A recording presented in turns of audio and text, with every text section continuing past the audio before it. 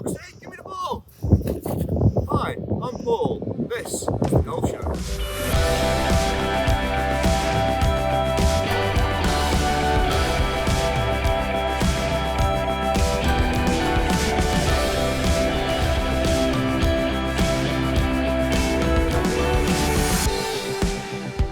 Hi everyone, I'm Paul Hemlin. Welcome to the Golf Show. On the Golf Show this week we're going to talk about rules, and specifically rules around the golf ball. Do you know what to do if you stand on your ball whilst you're looking for it, or if you accidentally touch it with your putter? Well, we're going to cover you today and we're going to talk about all those areas. Also on the show this week we're going to test the new Callaway Epic drivers against last year's Mavrik and see how it performs. We've got Simon Khan from the European Tour asking the golf quiz question. We've got Chris Hanson giving us another one of his tips from the tour. We've still got Rory McIlroy's signed Nike golf shirt to give away, so get subscribing and get entered into that competition. But first off, I'm going to try out some new trousers from Adidas and we're going to see if they are this season's fashion must-have or fashion faux pas. Okay, well that's more than enough from me. Let's get on with the golf show. In 2020, Adidas shook up golf's stuffy image by launching its hoodie. Now, whilst traditionalists objected to this, the hoodie sold out worldwide in a matter of days, so there was clearly a demand for it. Well, now it's 2021 and Adidas are raising the bar even higher. In fact, they're not just raising the bar, they're raising the hem. These are the new Adidas tapered pin roll trousers. As you can see, they're designed to sit above the ankle. I think these are really comfortable, nice stretchy fabric. In fact, they're made from a recycled material, so well done Adidas there. You've got pockets at the front, pockets at the back, got the logo on there. Really comfortable, nice rubberized waistband to keep your shirt in play.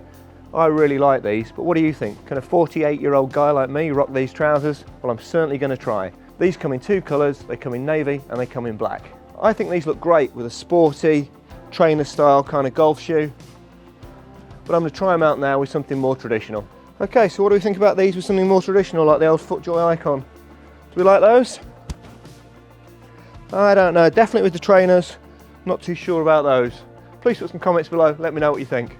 I have to say I'm really impressed with the quality of these trousers. They've got a nice rubberized waistband, it's the Adidas logo that's been rubberized there. I think that's quite neat. You only need it every so often, you don't need one all the way around. I think that's really nice. The fabric is really stretchy, really comfortable. It is going to need ironing after you've washed it, so that's a bit of a downside on it. But apart from that, I think these are a great pair of strides.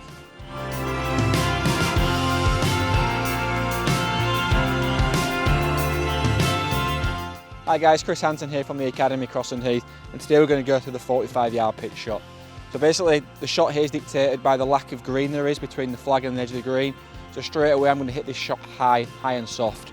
So for me to hit that shot, it's all about follow through. So follow through has to be quite high. If I was restricted and quite low here, the ball's going to come out low. So for me the only thought is where am I finishing this swing? So from a 9 o'clock sort of swing, arm parallel to the floor, that's my preference on this. I'm going to really try and work hard to be nice and high. Let's give that a go.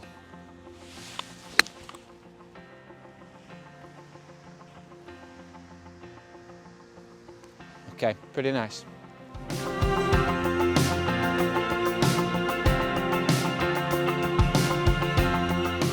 So in our rules piece this week, I want to talk about what happens when the ball's at rest. What happens if you accidentally cause the ball to move, or it gets really windy and it blows it to the other side of the green? Do you know what you've got to do? What happens if you're searching for your ball in the rough and you stand on it and you cause it to move? Is that a penalty shot? Are you allowed to identify your golf ball and pick it up to check it's yours? Well, let's cover some of those points now, and hopefully we can avoid any unnecessary penalty shots this season. It's around here somewhere. Oh, I've stood on it. Well, under the rules of golf, if whilst you're searching for your ball, you accidentally stand on it and the ball moves, there is no penalty shot. What you've got to do is put the ball back where you think it was, or as near to the original point as possible. Okay, and that's perfectly allowable. There is no penalty shot for accidentally standing on your ball whilst you're searching for it. Whew, it's a bit fresh here at Fulford today, but I'm okay because I've got a couple of those nice hand warmers in my pockets, keeping my hands toasty and warm between shots. But one thing I mustn't do is put my golf ball in a pocket with a hand warmer, because it could potentially alter the characteristics of the ball, and that is a DQ. Okay, so what about this? I've hit the ball in the rough and we found the ball here. But I can't see any markings on it, so I need to identify it. Am I allowed to do that? Am I allowed to pick up my ball? Well, I am. But what I need to do first is mark it. So I'm going to put a T-peg in there. I would also tell my playing partners that I'm going to identify it just so they know what I'm doing. Now I can take the ball away. Titleist 17. Oh yes, there's a Golf Show logo on it, it's mine. What I'm not allowed to do is clean the ball. I now have to replace the ball as it was, take the tee away, and I'm in play. How the heck am I going to hit it on the green from there? Okay, my ball's on the green, let's go mark it and line up the putt. Got my marker. But what happens when I get to the ball, if it's really windy and the wind blows the ball down there? Do I put it back on where the marker is? Or do I play it from where it's now finished? Well, under the rules of golf, I've got to play that now from where it's now finished. So if a natural force causes the ball to move, such as that gust of wind there, then you play your shot from where your ball is at rest. If your ball's in a bunker and you need to identify it, that is absolutely fine. You are allowed to do that. What you need to do is mark it. I would put a tee down anyway, even though you can see where it's come from. You can take the ball out. Yep, that's my Titleist 17. There's my logo. But what you've got to do after you've done that is to recreate the lie the best you can. So, sorry, got to make that one a fried egg again. So what happens if I've got to mark my ball on the green and I drop my marker and it causes the ball to move? Well, if you remember, Ian Poulter had that problem in the DP World Tour Championships in Dubai a few years ago in the playoff against Robert Carlson. Nobody saw it happen. Poulter called the penalty on himself, so fair play there. And it meant he had a one-shot penalty. So he lost the playoff, and the difference between first and second place was £352,000. Ouch. But fair play to Poulter for calling it on himself. Well, since that happened, the rules changed. So now, if you do cause your ball to move, you can put it back, and there's no penalty. Okay, so with the rule changing, I'm now allowed to place the ball back where it was without a penalty. So I think it was round about here. Put the ball back there, and back in play, no penalty. Let's go hole a putt. Okay, so my ball's just off the green here. I'm having a look around and working out if I'm going to chip it, if I'm going to putt it. And as I come back here, I accidentally kick the ball. Well, what do I do there? Well, unfortunately, that is a penalty shot. I'm off the green, I've accidentally done it, but I'm clumsy and it's my fault, okay? So what I've got to do there is put the ball back to its original point, and it's a one-shot penalty. However, there are some exceptions to the rule. If my ball's next to a movable obstruction, and whilst moving it, I cause the ball to move, that is not a penalty shot. I've got to put the ball back to where I think it was, and I can play my shot without a penalty stroke. Another rule to note is if, whilst you're playing your shot, as you take the club back, the ball actually moves and you go through and hit the shot, you don't play it again. You've got to go and play your next shot from where the ball lies, but you don't get to play that again. If, say, as you were taking your shot, you take the club back and the ball moves, but you still hit it. When you get to the green, if you're measuring who should play next, who's furthest away, and you accidentally touch the ball, that's absolutely fine. Put it back, there's no penalty shot. One of the original rules of golf was play your ball as it lies, play it as it lies. So if I cause this ball to move deliberately, if I pick it up, if I touch it, which I'm not allowed to do, that is a penalty shot. Another exception to the rule is when your ball lands somewhere near an immovable obstruction, like this ball cleaner here. If, in trying to determine whether that's in the way of my next shot, I accidentally cause the ball to move, that's absolutely fine. You've got to put your ball back to where it was before you accidentally knocked it, but there's no penalty shot. Oh, did that move? If you're not sure whether the ball has moved or not, you have to treat it as it has moved and play the ball as it lies. Then the next thing you've got to do is determine in what caused the ball to move and whether that's a penalty shot or not.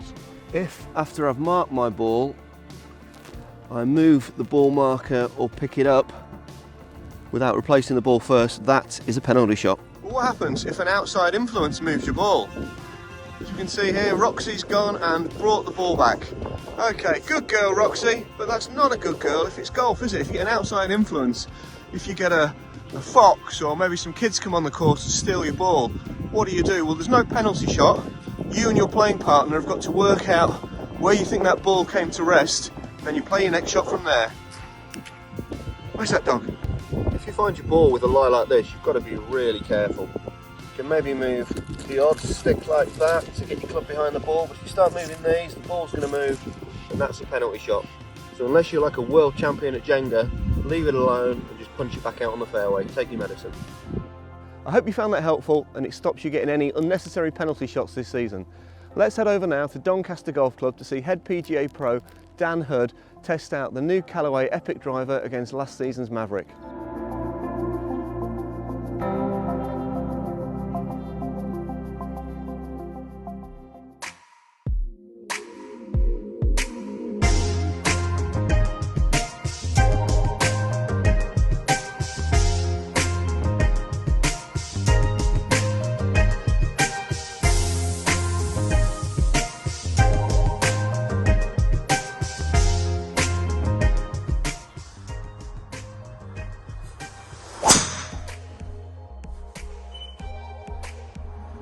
Hi to you all, here we are in the Trackman Golf Studio at Doncaster Golf Club, and today is a very good day because the new Epic drivers from Callaway have arrived and I'm going to be testing them out against my old Mavrik driver. I've got the Epic Max LS and the Epic Speed. There's also the Epic Max in the family as well, which I'm not going to be trying today, not really suited to my game. Excited to give this a go, let's see what we got.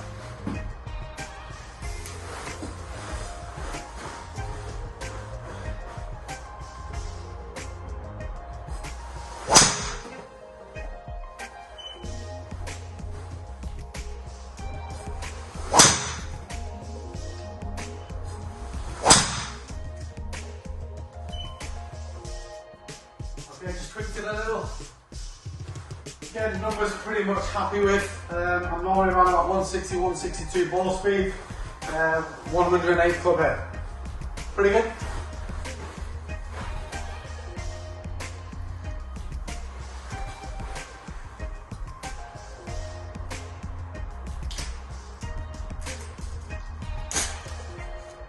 Okay, here we are then, the new Epic Speed. Let's give it a go. Sits really well, it kind of gives it that kind of look of an old Titleist driver. Really sits well behind the ball, nice and sleek, composite crown. Really excited to give this a go.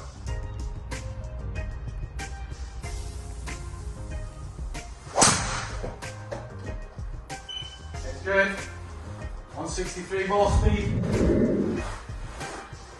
I must stress as well, you know, whenever you're doing any testing, it's important that you're using the same ball. I'm using a Titleist Pro V1.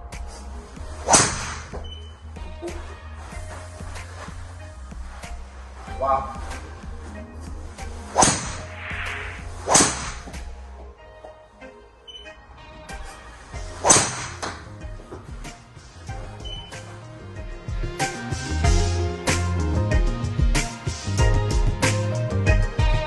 Right then, let's see what the Epic Max LS has got.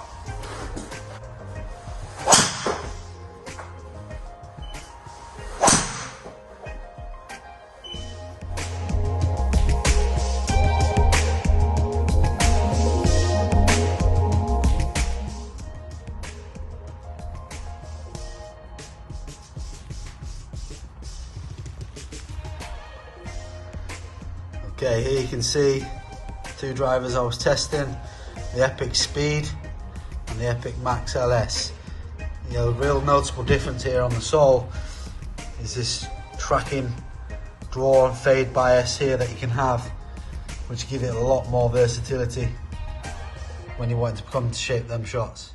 Okay then, if we have a look at the numbers, you know, looking at these numbers, someone that doesn't really play much, you know, I'm a club pro now. You know, playing is a reward. You know, I'd be pretty happy with those figures. Okay, maybe club head speed fraction low, but you know, the numbers that are really exciting me. You know, ball speed is pretty consistent. You know, 160 for me, which I'm pretty happy with.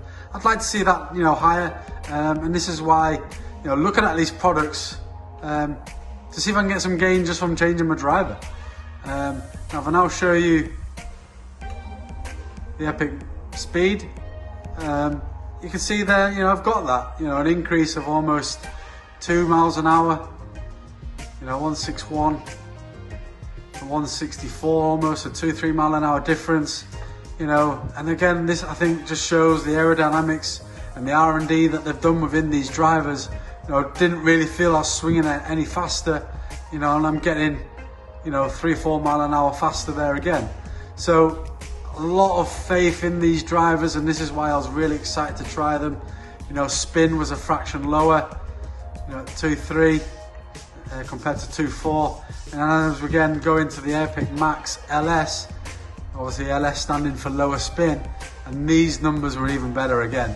You know, you can see here club head speed, you know, on average around about the same, consistency there, you know, between 111. You know, the big jump up was in ball speed, 165 compared to 164, so 1 mile an hour quicker. But really, you know, I was getting 6 yards difference, you know, in consistency from the Epic Speed to the Epic Max LS. So really exciting. You know, spin 300 less again, so probably 400 different compared to that of my Mavrik. You know the big numbers that we really want to see: 305 total yards, 312. You know, consistency there of 307 and 281 carry. You know, that's a big difference. You know, I'm 11 yards compared to the Mavrik. So probably the Epic Max LS will be going in my bag unless the Ping drivers have anything to say. But really excited. Come on down when it's safe to do so, and we'll see what we can do for you. So there we have it, the Epic Max LS is going straight in my bag, and I cannot wait to get out there and play, as I'm sure many of you stuck at home at the moment wanting to get out and play. But that will be going straight in my bag next time I am playing.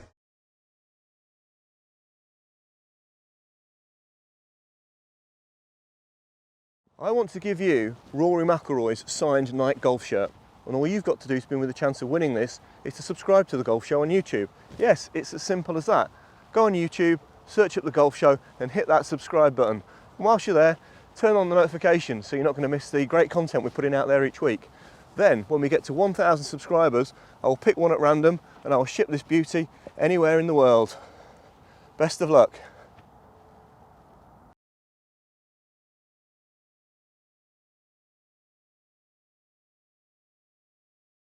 Hi guys, Simon Khan here. Which year did I win the European Tour flagship event, the BMW PGA Championship?